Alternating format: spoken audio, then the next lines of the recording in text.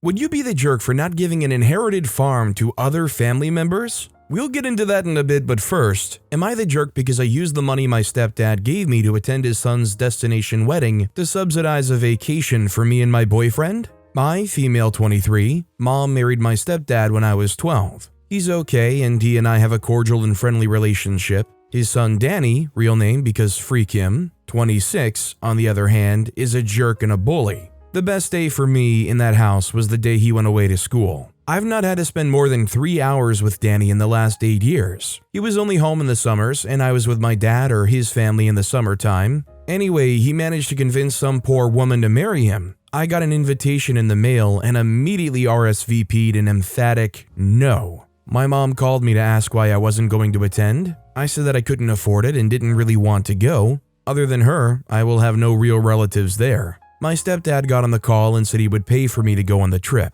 I asked if I was going to have to share my room. He said no. I asked if I was supposed to do anything other than attend the wedding and reception. He said no. I asked if my invitation included a +1. He said no. It was $2,200 for single occupancy or $1,800. He sent me $2,200 to book my flight and room. I would only agree to go if I could book my own trip so there was no mistake, and somehow ended up with my great aunt Gladys in my extra bed. My boyfriend scraped up $1,400 and we booked a trip. I didn't mention it to my mom. We ended up having a great time. We did a bunch of excursions and I attended the wedding and the reception by myself. I participated in the family pictures and I danced at the reception. I was social and even had dinner with my mom and stepdad one night. My boyfriend used our resort bonus cash to book himself a solo excursion to some rum distilleries, so he was busy the day of the wedding. I had dinner with my mom last week, and she brought up how rude I'd been to use money meant for me to spend time with the family to subsidize a vacation for myself and my boyfriend. Apparently, I was expected to eat every meal and attend all the wedding stuff. I reminded her that I didn't want to go in the first place and only agreed after I was told I was only expected at the wedding and the reception. She says my stepdad is upset that I pretty much ignored everyone for the entire week. I don't think I did anything wrong. Am I the jerk? OP attended all of the events that they were really expected to attend to. The boyfriend really kind of paid for their own way, so I don't see how OP could be the jerk here, right? OP was not told about attending anything beyond the wedding and the reception. Also, hi, I'm Steven, and if you guys enjoy getting to decide whether or not all of these people are jerks, why not hit those like and subscribe buttons down below? That said, our next story is, am I the jerk for going on my phone for an emergency at my best friend's wedding? I don't even know what to think right now. My best friend since childhood got married last weekend. She had an unplugged wedding. An unplugged wedding is where you don't go on your phone at all. I totally respect that and might even do it for my future wedding. The entire morning of her wedding was beautiful and the ceremony was unforgettable. When the reception began, my sister called me. I didn't answer but was confused why she was calling me because I told my family to not contact me since it was no phones. She blew my phone up, sending me around 70 calls. It got to the point where I had to answer. My best friend is usually understanding, so I thought she would be okay with this. My sister told me my mom was in an accident. She's okay by the way, only a concussion.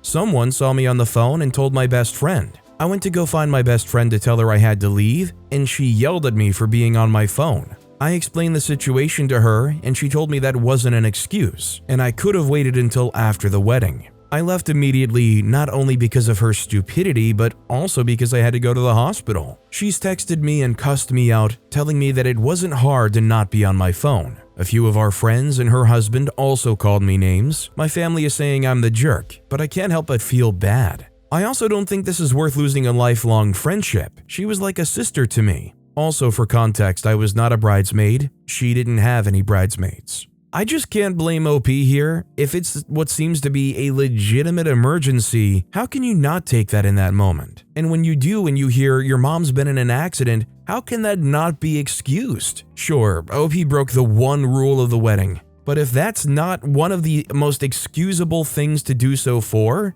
what is? It's an emergency situation. Our next story is, am I the jerk for coming to dinner basically topless? I've dreaded posting for a while because I'm afraid I might be the jerk, but I just gotta know, so here goes. My parents-in-law and brother-in-law came to visit and stay for a month with my husband, 27-year-old male, and I, 28-year-old female, after I had my baby. For context, if it makes any difference, I'm German, husband and his family are Italian. The baby was 3 months old at the time and I breastfeed her. Usually I would just nurse on the couch in the living room, but because company was staying, I'd go to my bedroom. After I nursed her, she'd fall asleep and take a nap and I'd have some free time. Since family was visiting, I tried to plan her naps around our mealtime to spend time with family uninterrupted. My mother-in-law has this thing that when food is on the table, you be there pronto. Sometimes I'd be late coming to a meal because babies can be unpredictable and she wouldn't fall asleep right away, or nurse longer than normal. To this, my mother-in-law would barge into my room and announce food was ready, all impatient. This startled the baby and made the process last much longer than it should have. The result is I've had to eat much later than everyone else, alone, and the food was cold. It left me fuming.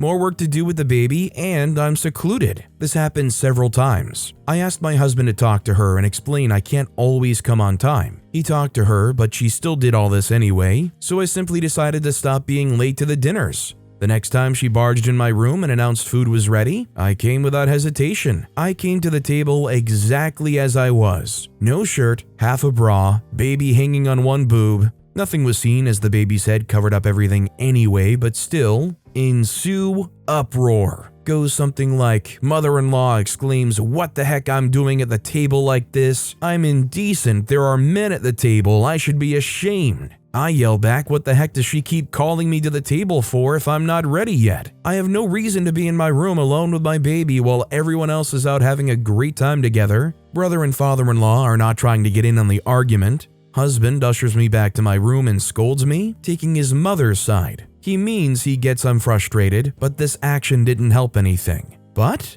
after that, mother-in-law didn't bother again while I was busy with the baby, so what if I came to some meals a little after everyone had started eating? The roof didn't cave in. Anyways, everyone lived happily ever after. The end. Am I the jerk? I don't think OP's the jerk here, and I mean while it may have made some people uncomfortable, the baby was just there having their dinner at the dinner table too. If anything, OP should get a cover and they should all accept OP being right there at the dinner table, feeding their child alongside everybody else. Our next story is, am I the jerk because I LMAO'd when my mom told me her Roomba fell into the pool? I'm on the phone with her as she's in her winter residence in Florida, Snowbird, and telling me that she was cleaning her house and left the screen door open. And I'm like, where are you going with this? Because my mom kind of rambles a bit with stories that go nowhere. And then she says the Roomba was missing and she found it at the bottom of the pool. That completely caught me off guard and I'm howling with laughter and my mom is like, "It's not funny, that's a $400 machine." And somehow that made it even funnier. And she's not making it easy for me because she's describing that apparently it didn't die right away and for a minute the little brush things were still going round like it was trying to dog paddle its way out of there. So my mom is angry that the Roomba wasn't built with some sort of safety device in case it falls into water, like flotation bags are supposed to pop out of it like Chitty Chitty Bang Bang or something. And at this point, I'm in literal tears from laughing so hard. So mom's angry, the Roomba is dead, and I'm probably not invited to Easter dinner. I mean, I can't blame OP one bit. This is one of those situations where your mom accidentally transformed into a stand-up comedian, just listing off some great observational humor of a circumstance you can picture very well, but also have never imagined happening in your life. It's just one of those perfect storm moments where it's hilarious. Our next story is, am I the jerk for refusing to use some of the budget set aside for my oldest daughter's birthday party to throw a big party for my younger one? I, female 41, have 2 daughters, 14 and 9. I'm Mexican, my husband, 43, isn't. We live in the USA. My oldest daughter is turning 15 in July and she wants a traditional quinceañera. Luckily, my husband and I have started saving money since early last year in case she said she wanted a quinceañera, so now the planning has started. My youngest daughter is turning 10 in February, and when we asked how she wanted to celebrate her birthday, she said she wanted a big party like the one we're planning for her sister. She said she wanted to invite the whole family, and my side of the family is huge. She wanted to have a gigantic dress, and she wanted us to rent a venue for her 10th. I gently explained to her that her sister is having a special birthday party because it's traditional to celebrate a 15th birthday like that in our culture, and if she wants, we can celebrate her 15th like that. But for her 10th, we can do something different. She said in that case, she wanted to go to the movies with her friends and then have a pizza party, and I agreed that was a great idea. My daughter seemed to take it well, but my husband didn't. After my youngest daughter was out of earshot, he suggested maybe we can split the money we set aside for our oldest daughter's quinceañera and use a portion to throw a gigantic party for the youngest too. I explained to him that it would be unfair for our oldest daughter to suddenly have the budget for her quinceañera cut down. He said I was being unfair for throwing a huge party for the oldest, but a small one for the youngest, that I needed to treat them equally. In my point of view, I'm not being unfair because when the oldest turned 10, she had a pajama party with her friends, not a quinceañera, and when my youngest daughter turns 15, we will throw her a quinceañera, not a pizza party. Besides, it's unrealistic that I can plan a huge party for my youngest when we are 3 weeks away from her birthday. My husband thinks I'm being unreasonable, but I don't feel I am. Am I the jerk? I especially don't think OP's the jerk here because they explained it to their youngest daughter and they agreed and they settled for something much more realistic and they sound happy and excited for that. So I don't really understand the insistence from the husband to have a big birthday party for her. Our next story is, am I the jerk for telling my husband I don't want dinner on the table as soon as I walk in? Listen, I know this may sound crazy and I should be so entirely grateful that he even cooks. But he's gone so far as to make my plate and have it on the table when I walk in the door. I work 10-hour days, bring my lunch and pack snacks, so I have healthy options and save money. I have a 45-minute commute and work in a professional setting. I wear heels, a blazer most days and dress nicely. I'd like to come home, use the bathroom because the long drive, and change/decompress before we sit down as a family. He finds that it's rude to not sit at the table immediately and eat, blaming that the kids are hungry. I've told him that I'd like to wait a little after getting home and then we could sit and eat as a family. That part is important to us both. Also, if he has dinner on the table at X time and say traffic, stopping for gas, or anything delays me, he gets mad and makes it seem like I inconvenience the entire family. So after telling him I don't like the food on the table immediately, he blew up and said he just won't cook anymore. That wasn't what I was saying, as I am grateful he cooks and all, but is it too much to ask that we wait 30 minutes or so after I'm home to sit and eat? OP clarified in the comments that they get home at around 5:15. So OP's clearly not the jerk here because they can just switch the expectation of dinner to 6 o'clock.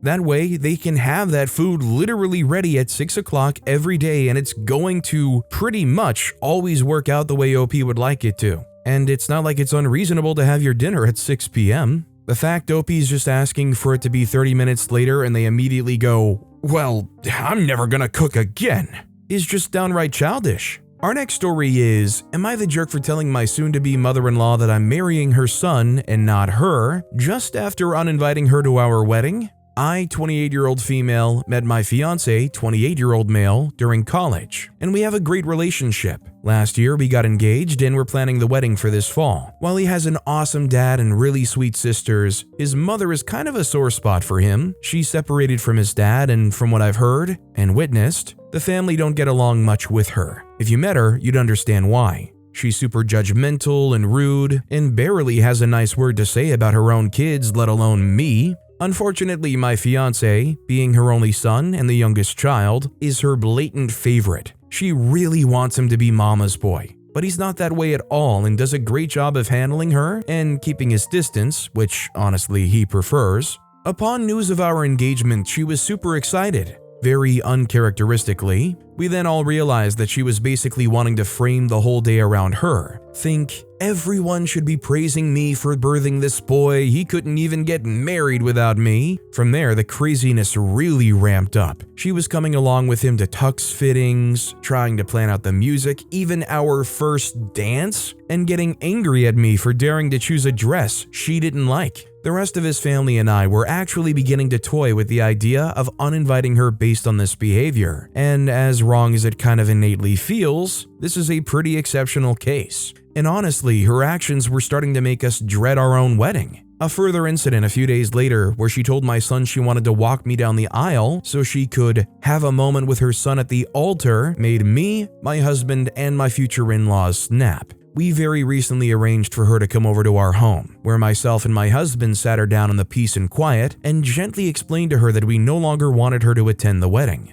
She got really angry and immediately flew off the handle at me and not her son, as though I was the one who had influenced the rest of the family to uninvite her. My frustration at her boiled over, and without shouting, I stood up and told her that I wanted her to stop yelling, and that she had no right to speak to me as she was. When I realized she was about to blow up again, I cut her off with, "In case you don't know, I'm the one marrying your son, not you." She didn't say anything else, just snatched up her bag and left. She hasn't spoken to me since, but she's trying to get my son to change his mind. Believe me when I say he will not. She wants an apology from me, and while my husband and the rest of the family don't think I did wrong, I kind of wonder if my comment was unnecessary and whether it would have been better to stay the calm and collected party. I'm just so done with her, and I wanted to let her know exactly how I felt. I mean, universally, if everyone agrees pretty much that she should not be at the wedding, does it really matter what OP did or didn't say as long as it's not incredibly out of pocket or downright illegal?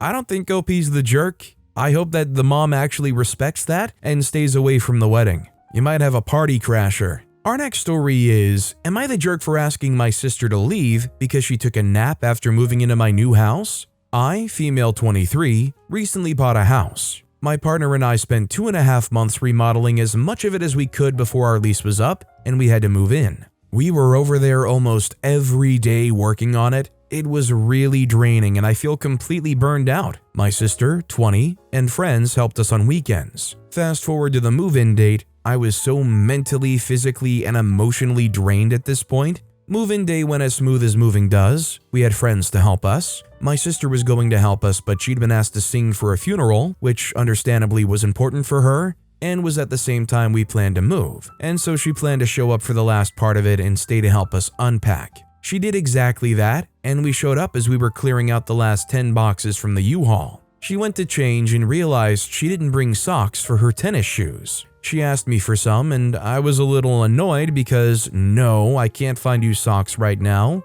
I have no idea where anything is, and I've been moving heavy things for the past 4 hours. I'm also disabled. I broke my pelvis when I was 17 and have mobility issues and chronic pain. And this day was really hard. She refused to do anything unless she had socks. So my boyfriend found some of his and gave them to her. She did put them on and helped with the last few boxes. We all took a moment to eat lunch. My sister ate with us and our friends left. My sister still planned to stay and help me unpack. I had to return the U-Haul first, and I had to be the driver since I was the verified driver. I asked my sister if she would come with me to return the U-Haul, and she stated that she needed a nap. She then proceeded to climb over all of the furniture we just moved in. She found a spot on the taken apart sectional and asked me to get her a blanket. I asked her again if she was sure she wasn't coming with me, and she said no, she really needed a nap. She showed up for 20 minutes. It felt so inconsiderate. This is reoccurring behavior, and I feel like this was the final straw. There's history that's hard to get into.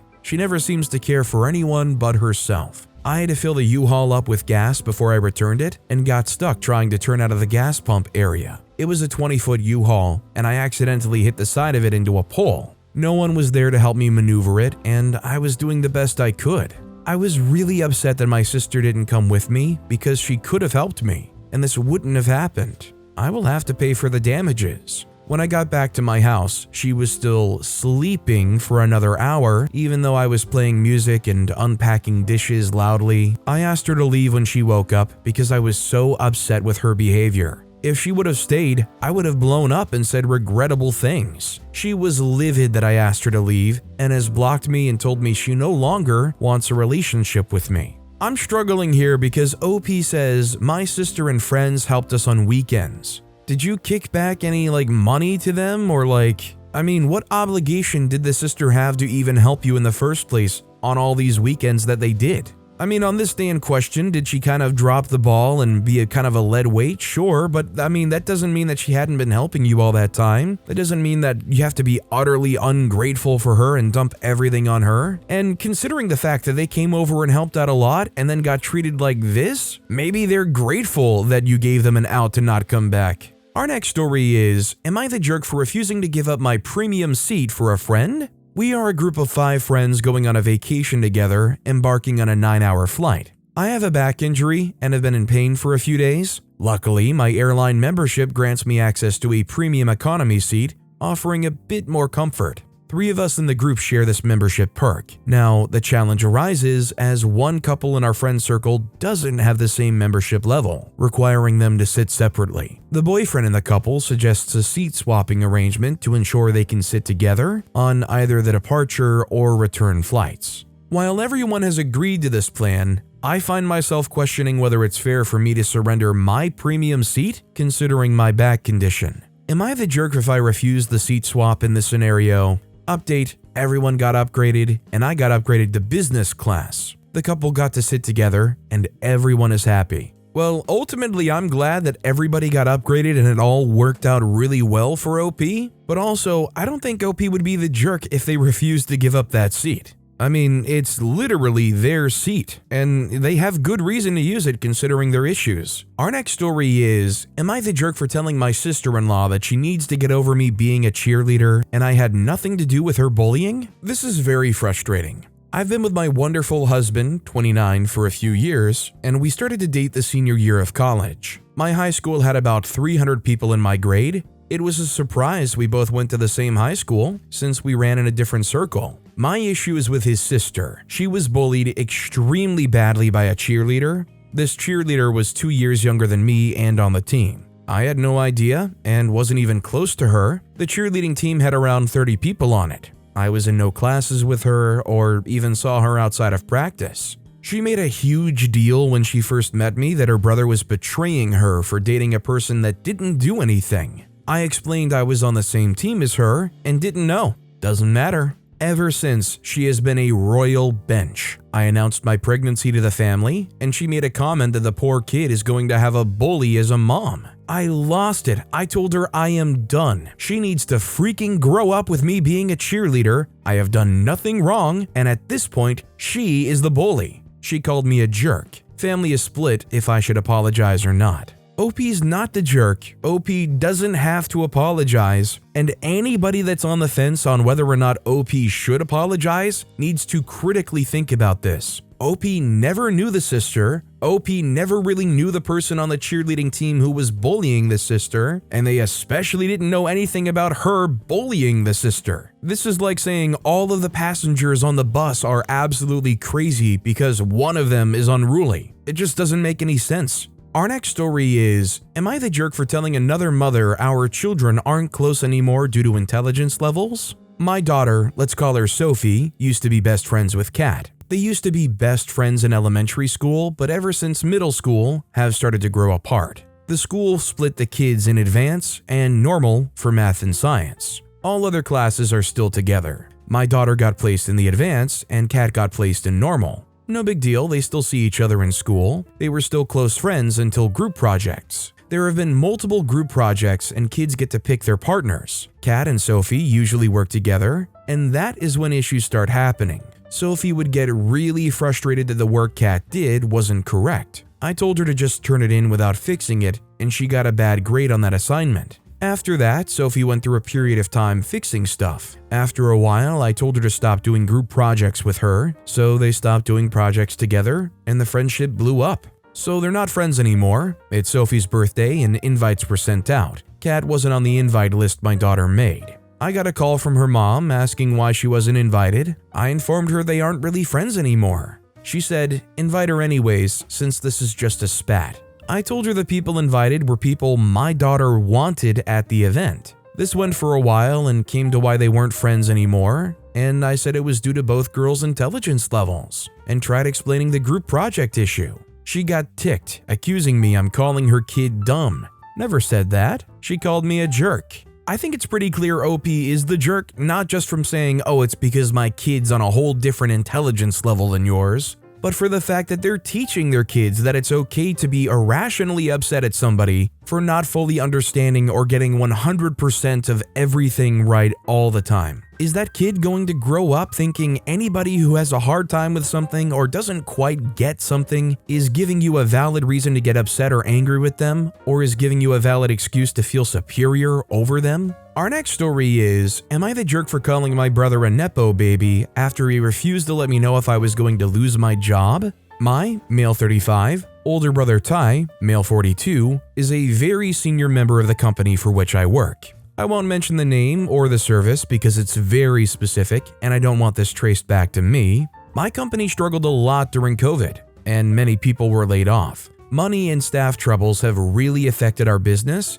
and I've really struggled with anxiety over being made redundant. My wife, female 31, was diagnosed with stage 3 ovarian cancer 1 year ago. She obviously hasn't been working due to her treatment, so I'm the sole provider for our family of 4. My brother has been very unsupportive during this tough time and hadn't understood the pressure that this put on me, saying that I just needed to work harder. Recently, rumors of the company shutting down have been circulating at work. This would be a serious issue as I already make barely enough to cover the medical bills for my wife's treatment. So, to soothe my nerves, I went to ask my brother for a confirmation of whether the branch was shutting down or not. He flat out refused to say whether or not my job was safe, and told me that just because my wife is sick doesn't mean I get special treatment. I just have to wait and see with the rest of the employees. Our parents had always favored him, and he'd been given this position through my dad's guidance, whereas I had to join at an entry-level position.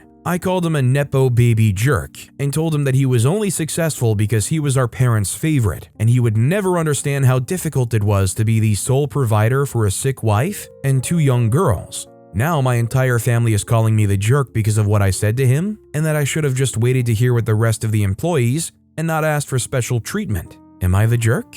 I mean, the brother did come off rather cold here, and I feel like in a lot of situations, most people who are family in that circumstance would be willing to give some information. At the same time, it would risk his job if it got out there that he told him. It's really tricky because on paper, everything says it's understandable why they didn't tell OP, but considering they're brothers, their wife has cancer, and this is literally life or death for them potentially, how can they act so cold in that moment? If anything, it at least confirms for OP that they can't rely on their brother here. Is OP the jerk for calling their brother a nepo baby? I'm struggling on that, especially without a greater understanding of how the dad's role actually plays into this. Our next story is, am I the jerk for not handing over my grandmother's farm to my mother's relatives and asking them to freak off? My grandmother used to own a really large farm. Her siblings asked her whether they could have it, and she agreed to give it to them. My mother knows she agreed. She passed away before she could do that though, as she'd already written in the will that it would be given to my mother before she could change it.